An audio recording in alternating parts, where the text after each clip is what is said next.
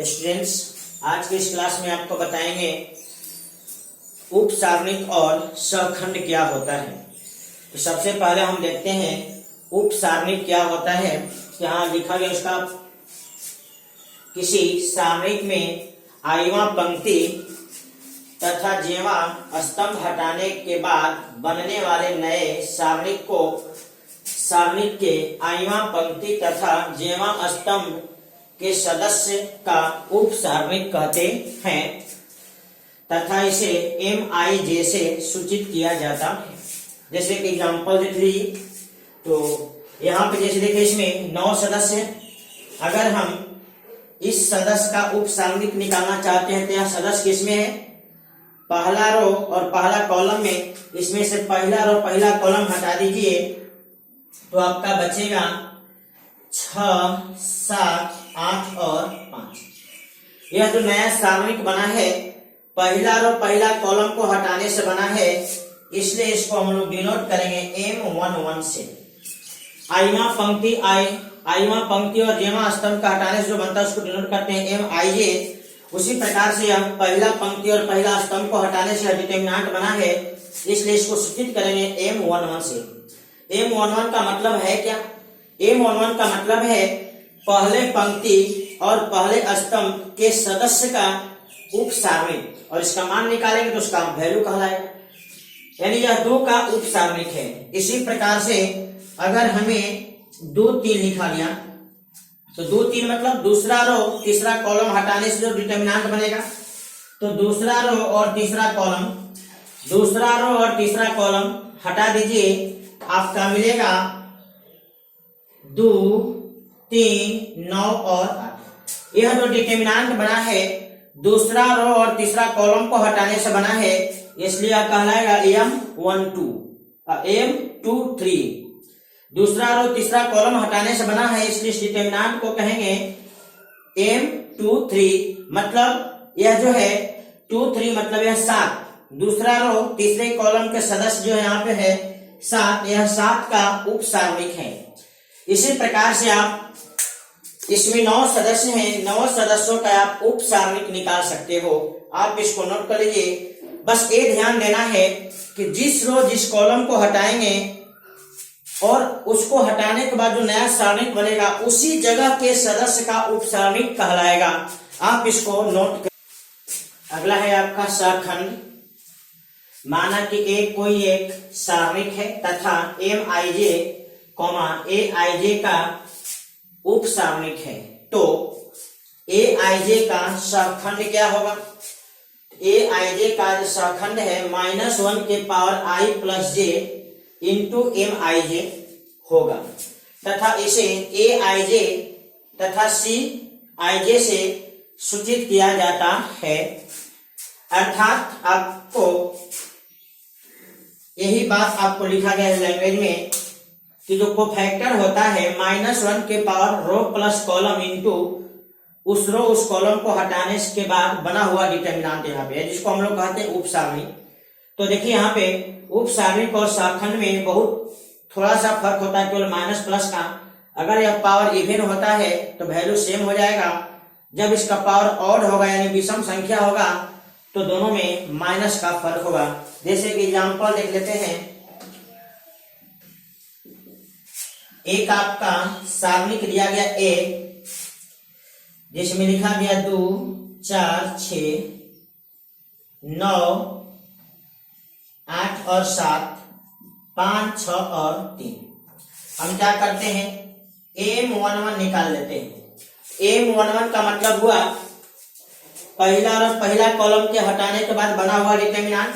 तो M11 आपका मिलेगा 8, 7, 6 और 3। जब M11 पता चल गया तो आपको अगर C11 चाहिए तो बहुत सिंपल सा बात है, सेम वही कंसेप्ट है, -1 के पावर 1 + 1। माइनर आपको पता है, इसमें इसको बैठा दिए, चाहे आप यहां से भी निकाल सकते हैं। -1 का जो पावर है 1 + 1 है, मतलब पहला और पहला कॉलम है, इसलिए पहला और पहला कॉलम को हटा दीजिए तो मिलेगा 8, 7, 6 और 3। इस तरह से और भी आप इसमें कैलकुलेशन कर सकते हैं, इतना नोट कर लीजिए।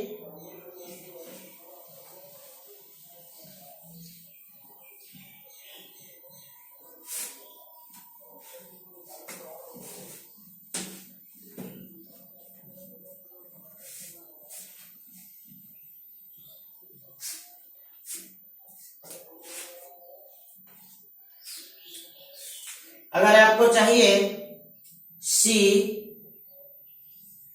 तो क्या करेंगे, -1 के पावर 2 + 1।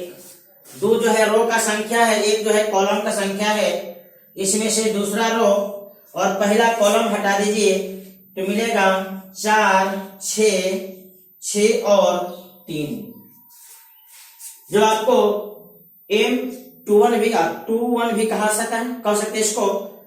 तो यहाँ पे C21 है -1 के पावर 2 + 1। तो दूसरा रो पहला कॉलम को हटा करके डिटरमिनेंट बना दीजिए, इसी को हम लोग कह सकते हैं M21। इस तरह से और भी आप कैलकुलेशन कर सकते हैं, जैसे मान लो 3, 2। तीसरा रो दूसरा कॉलम का आपको फैक्टर चाहिए तो -1 के पावर 3 + 2। तीसरा रो और दूसरा कॉलम हटा दीजिए, तीसरा रो दूसरा कॉलम हटा दीजिए तो 2, 6, 9 और 7। इसी को आप ये भी कह सकते हैं कि यह जो है -1 के पावर 3 + 2 है और M32 है। यानी तीसरा रो दूसरा कॉलम हटाने से डिटरमिनेंट बना है, इसलिए इसको हम लोग M32 भी कह सकते हैं। इस प्रकार से अभी आपको दिखलाए कि उप सारणी क्या होता है और सम खंड क्या होता है। आप इसको नोट कर लीजिए। इसके बाद आप दिशाने के लिए हेडिंग है उप सारणिक एवं सहखंड के प्रयोग से सारणिक का मान। जैसे आपको एक सारणिक दिया गया, इस सारणिक का हम मान निकालना चाहते हैं। यह एक सारणिक दिया गया, सारणिक का हम मान निकालना चाहते हैं तो क्या करेंगे, सारणी का मान निकालने का आपको तरीका हम बताए थे, R1 से, R2 से, R3 से या C1, C2, C3। आप किसी एक रो या किसी एक कॉलम का सहारा लेकर के निकाल सकते हैं। जैसे हम यहाँ पे कैलकुलेट कर देते हैं R1 से। R1 से क्या होगा, A का डिटरमिनेंट बराबर होगा, A का डिटरमिनेंट होगा यहाँ पे, B का डिटरमिनेंट होगा और यहाँ C का डिटरमिनेंट होगा। इसके आगे प्लस, इसके आगे माइनस, इसके आगे प्लस। यह प्लस माइनस जो निर्भर करता है इसके स्थान पर निर्भर करता है। ए का स्थान है पहला और पहला कॉलम, इसलिए इस दोनों को जोड़ने पे सम हो रहा है। रो और कॉलम का संख्या जोड़ने पे सम होता है, इसलिए प्लस। बी का स्थान है पहला और दूसरा कॉलम, रो और कॉलम का संख्या जोड़ने से विषम हो रहा है, इसलिए माइनस। सी का स्थान है पहला और तीसरा कॉलम, जोड़ने पे सम हो रहा है, इसलिए प्लस। अब ए का डिटरमिनेंट जो है लिखा उसमें लिखाएगा क्या, तो ए जिस रो जिस कॉलम में उसको हटा देंगे, जो बचेगा यहाँ पर लिख देंगे। आप पहला और पहला कॉलम हटाएंगे तो बचेगा ई, एफ, एच और आई। बी का स्थान है पहला और दूसरा कॉलम, उसको हटा दीजिए तो मिलेगा डी, एफ, जी और आई। उसी तरह से सी का जो स्थान है उसको हटा दीजिए तो डी, ई, जी और एच। अब क्या करना है, ए का डिटरमिनेंट, यह गौर से देखिए, ए है आपका पहला और पहला कॉलम का सदस्य, इसलिए इसको डिनोट कर सकते हैं A11 से, इनटू यह जो है पहला और पहला कॉलम हटाने के बाद डिटरमिनेंट बना है, इसलिए इसको कह सकते हैं M11, बीच में माइनस का चिन्ह। ये जो बी है इसको कह सकते हो पहला रो दूसरा कॉलम का सदस्य यानी A12, और यह जो डिटरमिनेंट बना है पहला रो दूसरा कॉलम को हटाने से बना है, इसलिए इसको कह सकते हैं 12, M12 प्लस। उसी प्रकार से सी को कह सकते हैं A13, और यह जो डिटरमिनेंट बना है पहला रो तीसरा कॉलम हटाने से बना है, इसलिए इसको कह सकते हैं M13। अब गौर से देखिए, यहाँ पे हमें एक फॉर्मूला की तरह मिल गया कि सदस्य और सदस्य का माइनर, सदस्य और सदस्य का उप सारणिक गुणा करो सदस्य और सदस्य का उप सारणिक गुणा करो, सदस्य और सदस्य का उप सारणिक गुणा कर दो और इसको आपस में प्लस माइनस करके कैलकुलेट कर दो तो डिटर्मिनेंट का वैल्यू आ जाएगा। लेकिन ध्यान देना पड़ेगा, ये जितने भी सदस्य है पहला रो का है, जितने भी सदस्य है पहले रो का है, यानी यहां से हमें एक कंसेप्ट मिल गया कि किसी एक रो का सदस्य और सदस्य का माइनर गुणा करके प्लस माइनस कर दो, यानी उसको कैलकुलेट कर दो तो डिटर्मिनेंट का वैल्यू आएगा। बस प्लस माइनस को आपको ध्यान देना होगा, यह निर्भर करेगा उसके पोजीशन पर। रो प्लस कॉलम का जो सम होगा तो प्लस, विषम होगा तो माइनस, सम होगा तो प्लस। इस प्रकार से हमें एक कंसेप्ट मिल गया कि किसी एक रो या किसी एक कॉलम का सदस्य और सदस्य का कोफैक्टर नहीं माइनर, यानी हिंदी में अगर कहें तो उप सारणिक को गुणा करके अगर उसको कैलकुलेट कर दिया जाए तो डिटर्मिनेंट का मान आ जाता है। अब इसी बात को हम कोफैक्टर में बदल देते हैं। ए का डिटर्मिनेंट ये तो A11 है। गौर से देखिए, ए रो प्लस कॉलम का जोड़ अगर सम है तो माइनर कोफैक्टर दोनों सेम होगा, यानी आप कह सकते हो कि जैसा माइनर होगा वैसा कोफैक्टर होगा, जैसा माइनर होगा वैसा कोफैक्टर, दोनों के मान में कोई अंतर नहीं होगा। उसी प्रकार से A12 देखिए, यहां पे रो प्लस कॉलम का जोड़ विषम है, इसलिए माइनस के साथ आपका कोफैक्टर हो जाएगा। इसको यानी माइनस M12 को आप A12 कहोगे प्लस A13, यहाँ पे रो प्लस कॉलम का जोड़ सम है इसलिए माइनर कोफैक्टर दोनों सेम होगा, इसलिए A13 होगा। यहां से पुनः एक और आपको नोट मिल गया, यानी एक तरह से फॉर्मूला मिल गया, कंसेप्ट मिल गया, क्या कि पहले रो का सदस्य है और पहले रो के सदस्य का कोफैक्टर है, कोफैक्टर मतलब सहखंड, तो पहले रो का सदस्य और सदस्य का कोफैक्टर गुणा करके जोड़ दो तो डिटर्मिनेंट का वैल्यू आ जाएगा। अभी कैलकुलेशन हम R1 से किए हैं, इसी कंसेप्ट पे आप चाहे तो R1 के बाद R2, R3, C1, C2, C3 किसी से कैलकुलेशन कर सकते हो। जैसे आपको हम कैलकुलेशन करके दिखला देते हैं R2 से। R2 से A का डिटर्मिनेंट चाहिए तो देखो R2 का सदस्य होता है 2 1 2 1 2 2 2 और 3, सदस्य R2 का हो गया।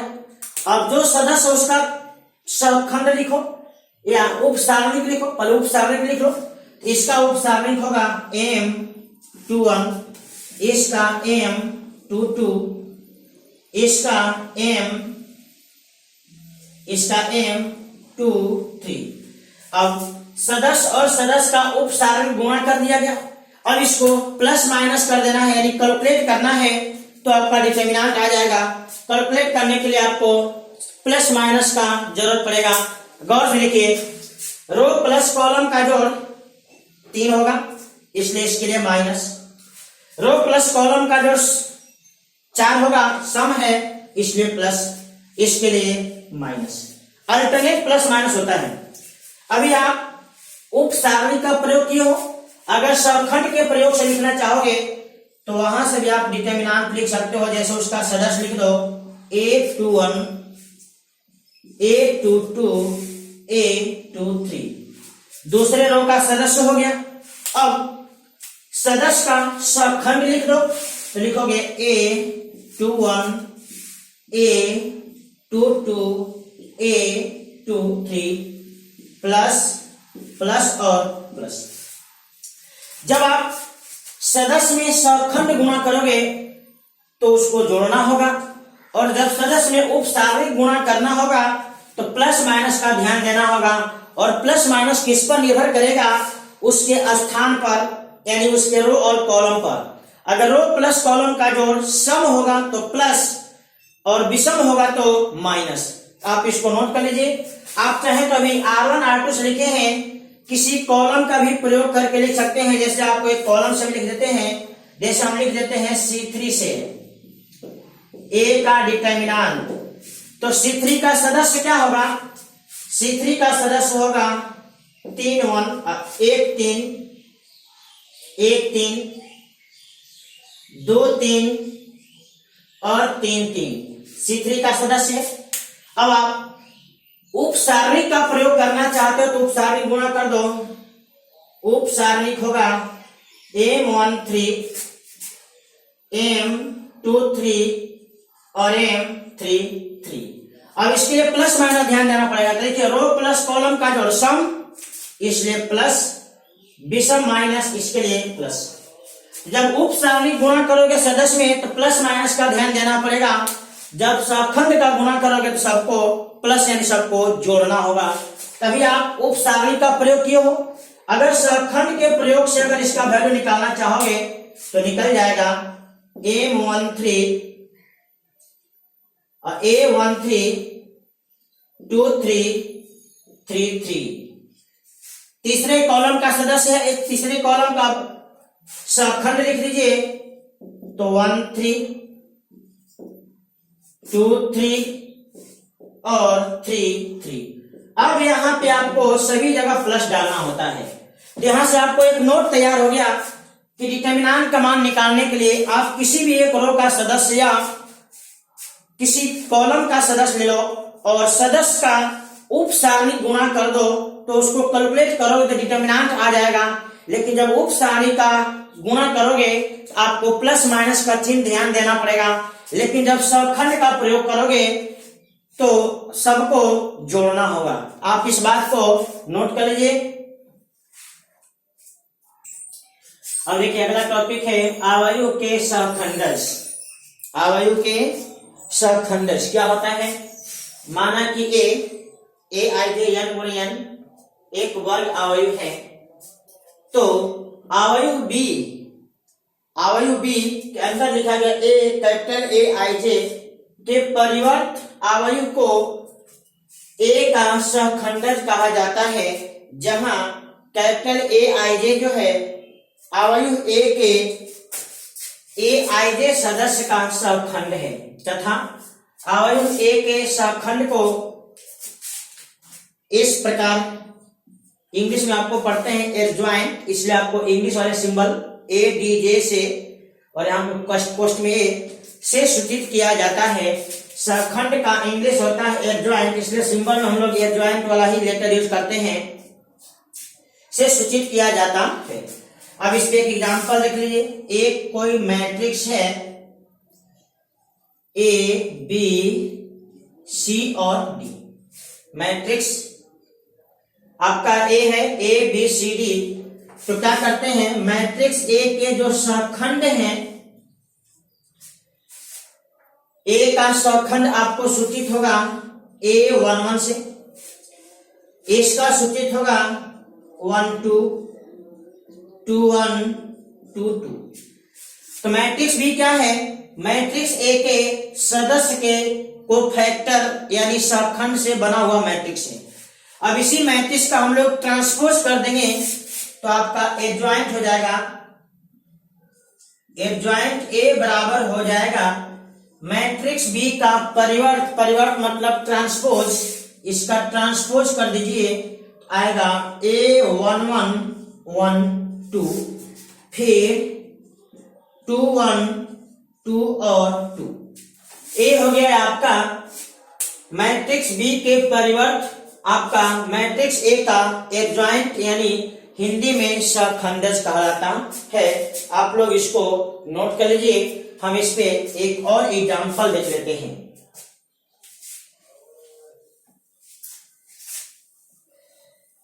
दूसरा एग्जांपल, एक मैट्रिक्स है 2 4 5 और 6।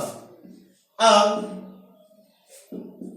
इसका सहखंड निकालिए। तो देखिए इसका स्थान है 1 1, तो पहला कॉलम हटा दीजिए, 6 आ जाएगा और -1 के पावर 1 + 1 आपका सम रहेगा।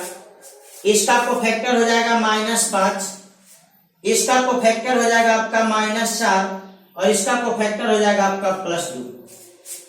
तो मैट्रिक्स ए के कोफैक्टर से बना हुआ ये मैट्रिक्स है।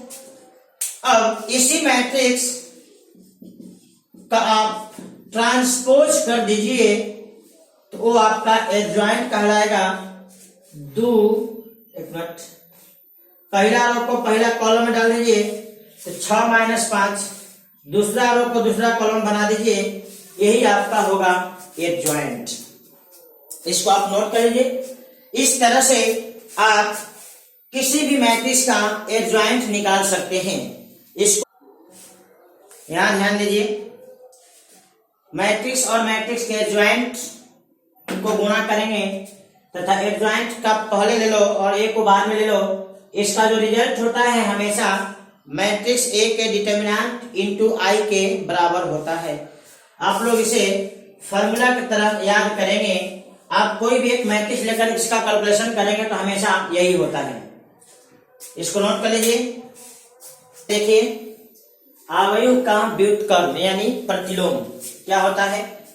माना कि कैरेक्टर ए कोई एक वर्ग अवयव है तथा बी उसी कोटि का एक ऐसा अवयव है कि ए इंटू बी इंटू ए बराबर आई होता है, तो बी को ए का व्युत्क्रम अवयव कहते हैं तथा व्युत्क्रम अवयव को देखिए, आपका ये सिंबल है पावर -1 जैसा सिंबल है, लेकिन इसको हम लोग पढ़ते हैं इनवर्स यानी व्युत्क्रम। ए के व्युत्क्रम को इस प्रकार से सूचित किया जाता है। अब इस पे नोट लिख लीजिए। ए इंटू बी इंटू ए बराबर आई हो तो आपको ए का इनवर्स है तो जवाब बी होगा और बी का इनवर्स है तो जवाब ए होगा, क्योंकि इनवर्स यानी व्युत्क्रम उल्टा का सेंस होता है। अगर दिन का उल्टा रात है तो रात का उल्टा दिन होगा। अगर ए का इनवर्स बी है तो बी का इनवर्स ए होगा। इस प्रकार से आपको नोट 1 हो गया। यदि ए और बी एक दूसरे का व्युत्क्रम है तो निश्चित रूप से ए इंटू बी इंटू ए बराबर आई होगा। देखिए, मैट्रिक्स और मैट्रिक्स का इनवर्स मैट्रिक्स और मैट्रिक्स गुणा होगा आपको हमेशा आइडेंटिटी। इसको आप नोट कर लीजिए।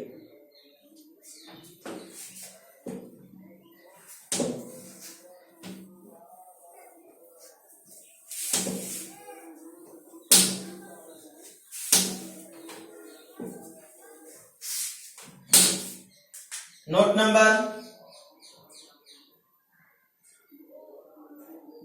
4, आइडेंटिटी मैट्रिक्स का जो डिटर्मिनेंट होता है वो हमेशा 1 होता है। किसी भी ऑर्डर का आइडेंटिटी मैट्रिक्स हो उसका डिटर्मिनेंट वैल्यू हमेशा 1 होगा।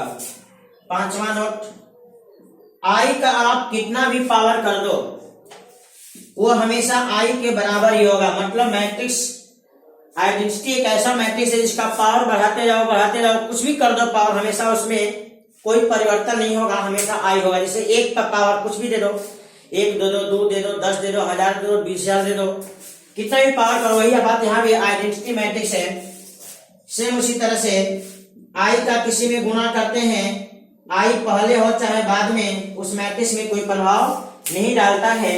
ये सब बातों पे आपको ध्यान देना होगा। इसको नोट कर लीजिए। ऐसे आपको ये नोट पहले भी लिखाए हुए हैं, पुनः आपको रिपीट कर देते हैं ताकि आपका हमेशा याद रहे। इसको अगला आपका है और व्युत्क्रमणीय अवयव, जिसको हम लोग इंग्लिश में सिंगुलर कहते हैं।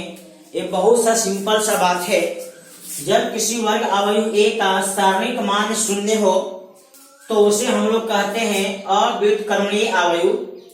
और दूसरी बात, व्युत्क्रमणीय अवयव क्या है, जिसको इंग्लिश में नॉन सिंगुलर कहते हैं।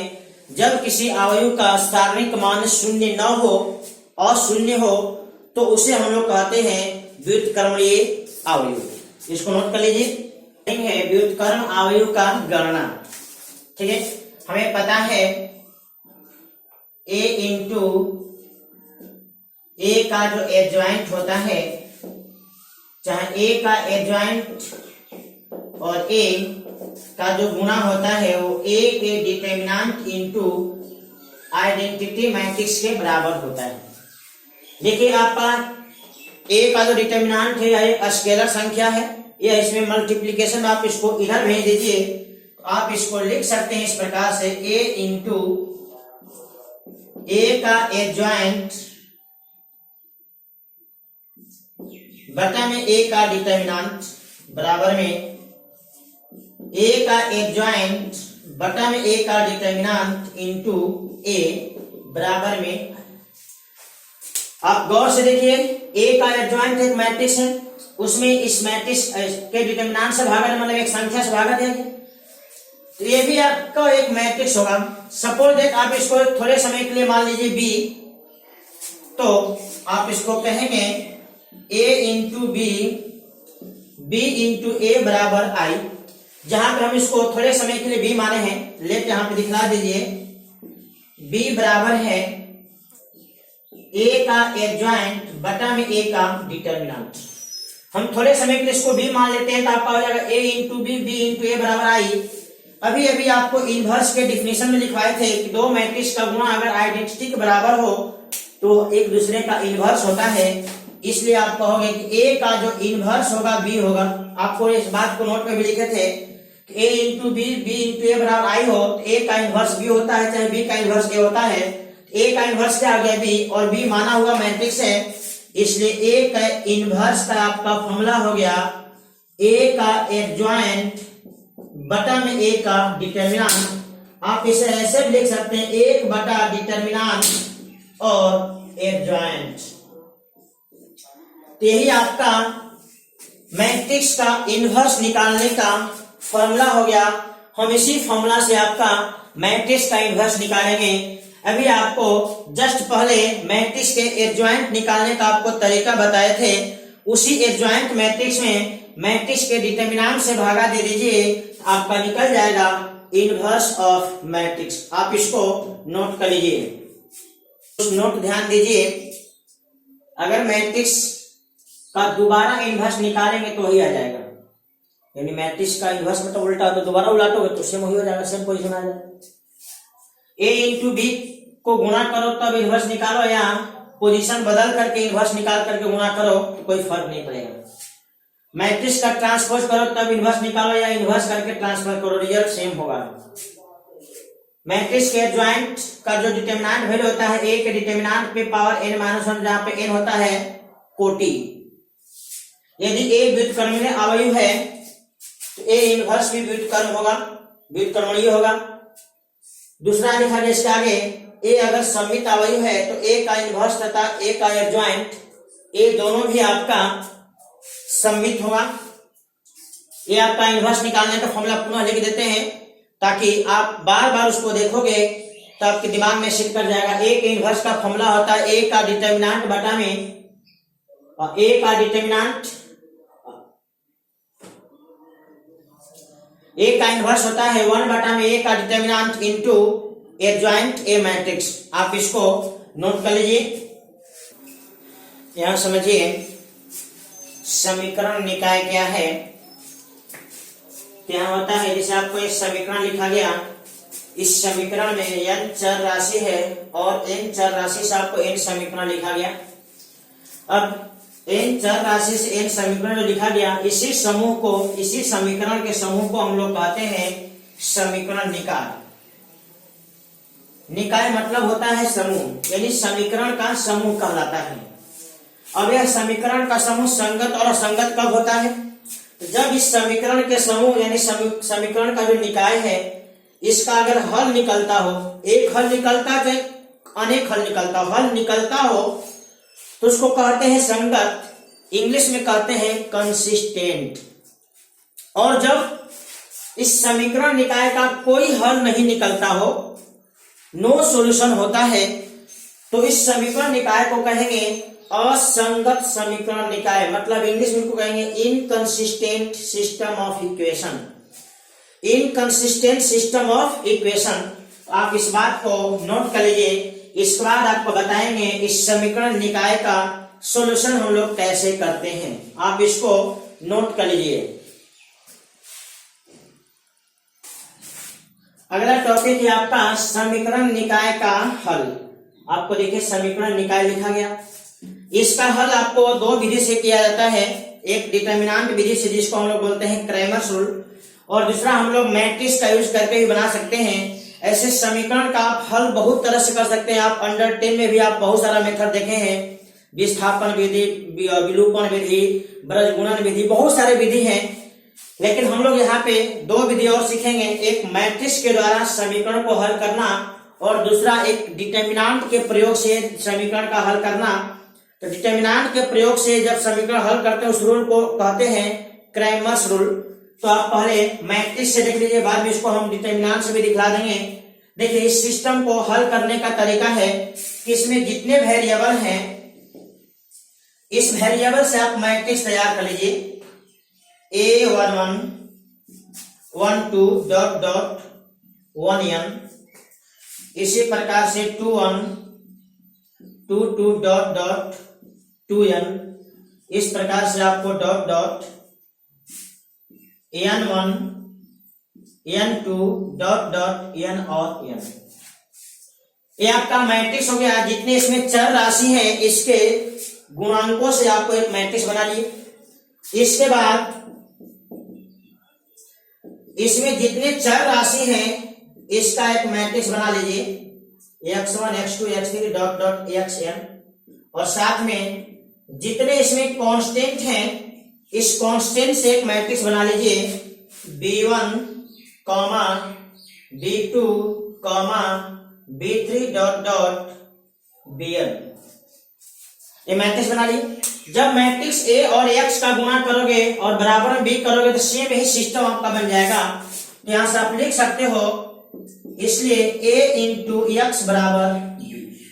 जब आप इस मैट्रिक्स में इतना कन्वेंशन कर लोगे तो आप सीधे इस सिस्टम ऑफ इक्वेशन को मैट्रिक्स के इक्वेशन में लिख सकते हो। इतना कन्वेंशन करने के बाद अब यहां से हम लोग अपना प्रोसेस चालू करेंगे। यहां से हम लोग मैट्रिक्स ये जो सिस्टम है इसको हल करने का हम लोग फॉर्मूला निकालेंगे। तो करेंगे क्या, हम दोनों तरफ ए इनवर्स का गुणा कर देंगे। इसमें ए इनवर्स का गुणा कर दिए तो A inverse into A into X, और इधर ए का इनवर्स इंटू बी। देखिए मैट्रिक्स और मैट्रिक्स का जब इनवर्स होता है तो बन जाता है identity matrix, I into X, A का inverse into B. Identity matrix का किसी मैट्रिक्स में गुणा होता है तो कोई फर्क नहीं पड़ता है। तो यहां से आपको x बराबर हो गया a का इनवर्स इंटू बी। यही आपका फॉर्मूला बन गया सिस्टम ऑफ लीनियर इक्वेशन को हल करने का, मतलब समीकरण के निकाय को हल करने का आपको ये फॉर्मूला बन गया। इसी फॉर्मूला को याद करोगे और आपका सब सवाल बन जाएगा। यहाँ पे ध्यान देना होगा, a का इनवर्स निकालना है, इसलिए यहाँ जो मैट्रिक्स बन रहा है इसका डिटर्मिनेंट शून्य नहीं होना चाहिए। आप इसको नोट कर लीजिए। इस प्रकार से हम लोग समीकरण निकाय का हल निकाल सकते हैं। समीकरण का हल निकालने के लिए ही फॉर्मूला है, और इसका आपको बेसिक से आपको प्रूफ करके दिखला दे कि फॉर्मूला कैसे आता है। आप इसको नोट कर लीजिए। इसमें आपको हम शर्त डाल देंगे कब इसका एक हल होगा, कब अनेक हल होगा, कब हल नहीं होगा। आप यहाँ गौर से ध्यान दीजिए। समीकरण निकाय के हल की प्रकृति कैसे होती है। इस समीकरण निकाय में आपको दो कैटेगरी आ गए, एक संगत और एक असंगत। संगत में आपका दो कैटेगरी होता है, एक हल होगा, एक अनेक हल होगा। एक हल कब होगा, जो आपको मैट्रिक्स है उसका डिटर्मिनेंट वैल्यू शून्य न हो, उस कंडीशन में आपका एक हल होगा और संगत कहलाएगा। अनेक हल कब होगा, जब डिटर्मिनेंट का वैल्यू शून्य हो, मैट्रिक्स का जो डिटर्मिनेंट वैल्यू अगर उसका मान शून्य हो, तथा साथ ही साथ जब ये शून्य हो जाता है तो ए का एडजॉइंट और मैट्रिक्स बी को गुणा करके देखते हैं। अगर वो शून्य हो जाएगा, शून्य मैट्रिक्स, शून्य मतलब शून्य मैट्रिक्स, तो इस कंडीशन में आपका अनेक हल होगा। और जब ए का डिटर्मिनेंट 0 न हो और साथ में ए का डिटर्मिनेंट 0 हो और साथ में ए का एडजॉइंट और बी का गुणा करने पे शून्य मैट्रिक्स न आए, इस कंडीशन में होता है असंगत समीकरण निकाय। आप इसको नोट कर लीजिए। ए के डिटर्मिनेंट वैल्यू पे आपको उस बात को डिस्कस कर दे रहे हैं, जब मैट्रिक्स ए का डिटर्मिनेंट शून्य हो तो संगत होगा तथा उसका एक हल होगा। शून्य न हो तो आपका समझ लीजिए इसको, जब मैट्रिक्स ए का डिटर्मिनेंट शून्य न हो तो संगत होगा, उसमें एक हल होगा। और जब शून्य हो, इसमें दो शर्त आता है। जब शून्य हो तो संगत और असंगत दोनों हो सकता है, वो निर्भर करेगा ए का एडजॉइंट इंटू बी अगर शून्य हो तो संगत होगा तथा अनेक हल होगा। और जब ए का एडजॉइंट इंटू बी शून्य न हो, शून्य मैट्रिक्स न हो, तो असंगत होगा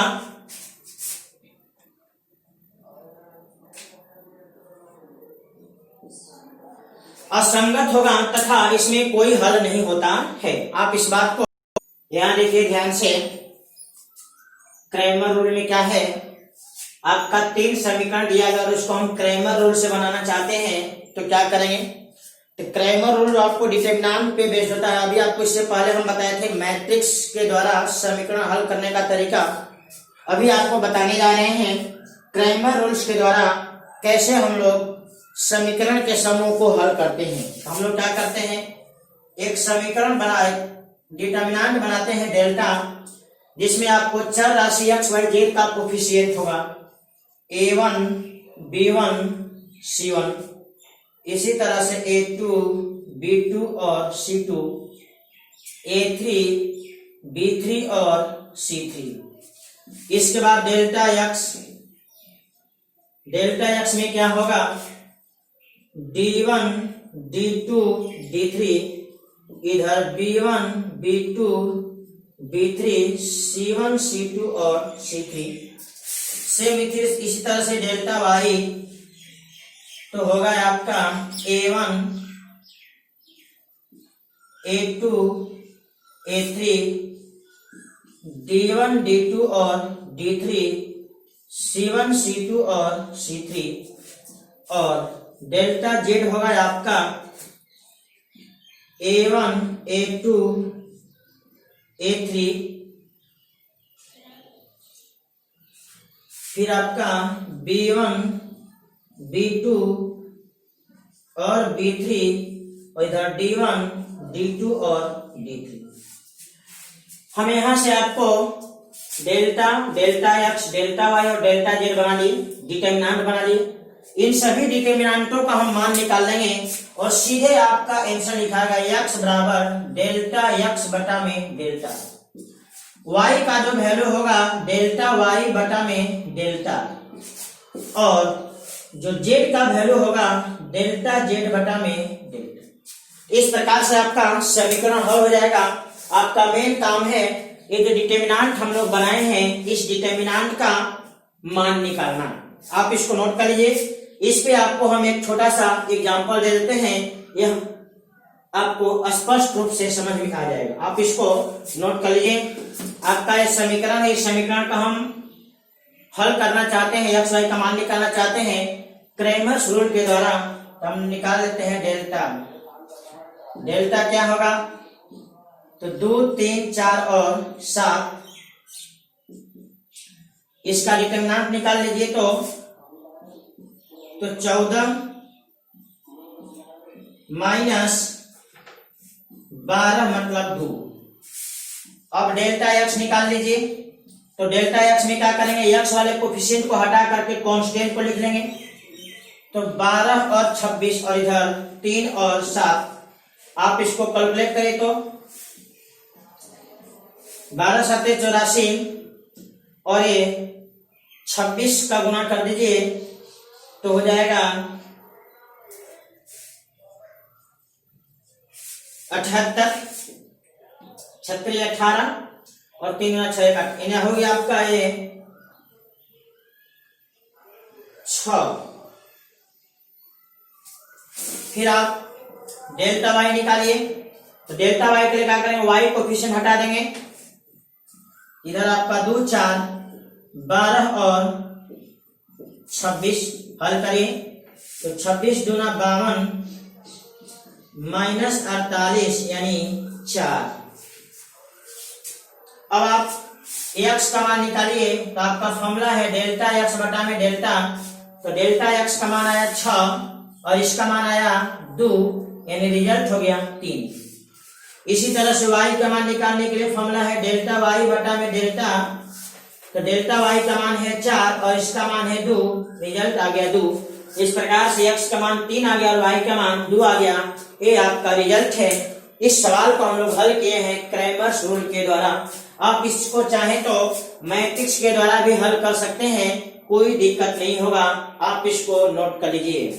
देखिए, इसी सवाल को हम पुनः मैट्रिक्स के द्वारा हल कर देते हैं। तो क्या करेंगे, मैट्रिक्स ए लिखेंगे 2 3 4 और 7, इधर मैट्रिक्स x बनाएंगे वेरिएबल से, और इधर आपका कांस्टेंट से मैट्रिक्स बनेगा 12 और 26।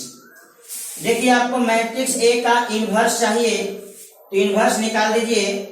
तो 1 बटा में 7 दूना 14 माइनस 12 और इधर आपका एडजॉइंट हो जाएगा 7 2 माइनस 3 और माइनस 4।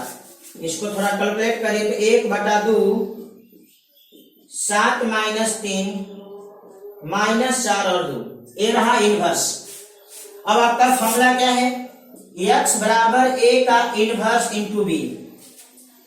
अब आप मैट्रिक्स x को बैठा दीजिए, x और y, a का इनवर्स है 1/2 7 माइनस 3 माइनस 4 और 2, इधर हो जाएगा 12 और 26।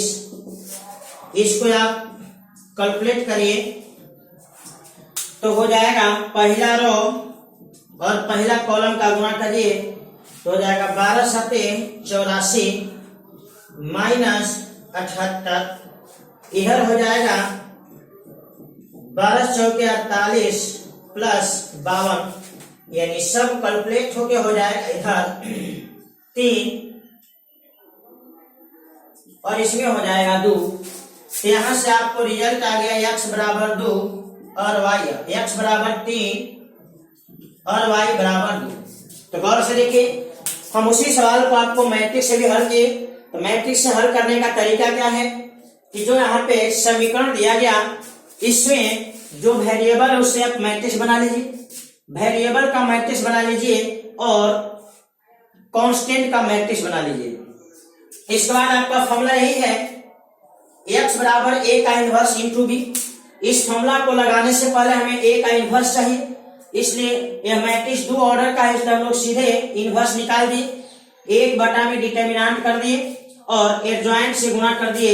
एडजॉइंट कैसे निकलता है, देखिए यहाँ पे एलिमेंट बदल गया, यहाँ पे साइन बदल गया, यहाँ पे एलिमेंट बदल गया, यहाँ पे साइन बदल गया, आपको एडजॉइंट है, इस प्रकार से आपका इनवर्स निकल गया। अब इस इनवर्स मैट्रिक्स को यहाँ उठा कर बैठा दिए तो a का इनवर्स इंटू बी। अब दो मैट्रिक्स का गुणा किए, कैलकुलेट किया जाएगा 3 और 2। इसका मतलब पहला सदस्य आपका x होगा और दूसरा सदस्य आपका y का होगा। आप इसको नोट कर लीजिए। तो अभी हम देखें, एक ही सवाल को दोनों मेथड से बना दिए, आप क्रैमर रूल से भी बना दिए और मैट्रिक्स के यूज से भी आपको बना दिए। आप इसको नोट कर लीजिए। इस प्रकार से कोई भी सवाल होगा, 3 वेरिएबल का भी होगा तो आपको बन जाएगा, बस कंसेप्ट आपका क्लियर होना चाहिए।